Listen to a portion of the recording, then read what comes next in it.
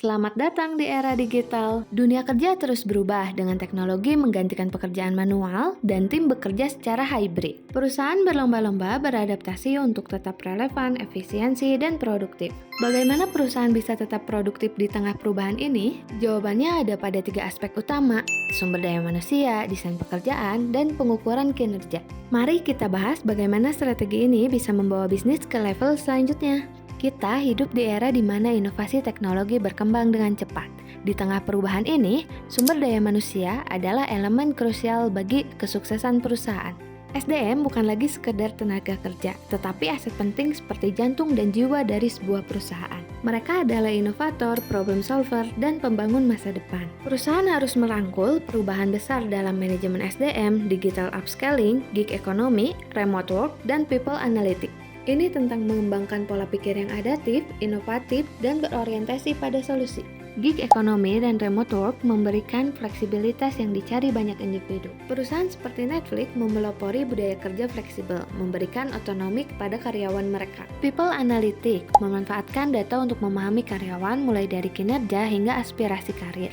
Google menggunakan analitik untuk menciptakan lingkungan kerja yang lebih produktif dan positif. Di era digital, perusahaan harus lebih rinci dan responsif terhadap perubahan. Model pekerjaan tradisional yang kaku tidak lagi relevan. Desain pekerjaan di era digital berfokus pada fleksibilitas, efisiensi, dan pemberdayaan. Kita perlu menciptakan lingkungan kerja yang memungkinkan karyawan untuk berkolaborasi secara efektif dan beradaptasi dengan cepat. Ada 3 tren dalam desain pekerjaan modern, yaitu agile workforce, job redesign dengan teknologi, dan hybrid and remote work. Agile workforce mengacu pada tim yang fleksibel dan mudah beradaptasi. Job redesign dengan teknologi memanfaatkan otomasi dan kecerdasan buatan.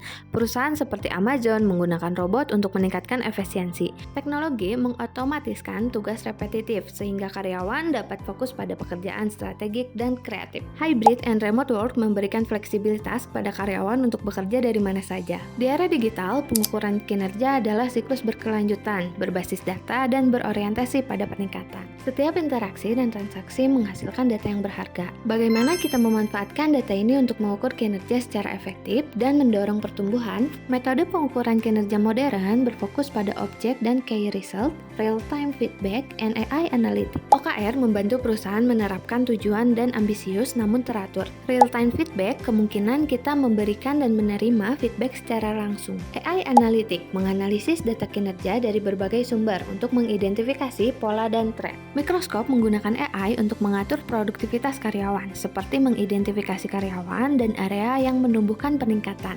Masa depan bisnis ada di tangan Anda. Suksesnya bisnis bergantung pada bagaimana kita mengelola SDM, merancang pekerjaan, dan mengatur kinerja secara efektif. Ini tentang mengadopsi teknologi terbaru dan merangkul budaya yang gesit, inovatif, dan berpusat pada manusia. Apakah perusahaan Anda sudah menerapkan strategi ini? Tuliskan pendapatmu di kolom komentar dan jangan lupa like and share video ini. Terima kasih.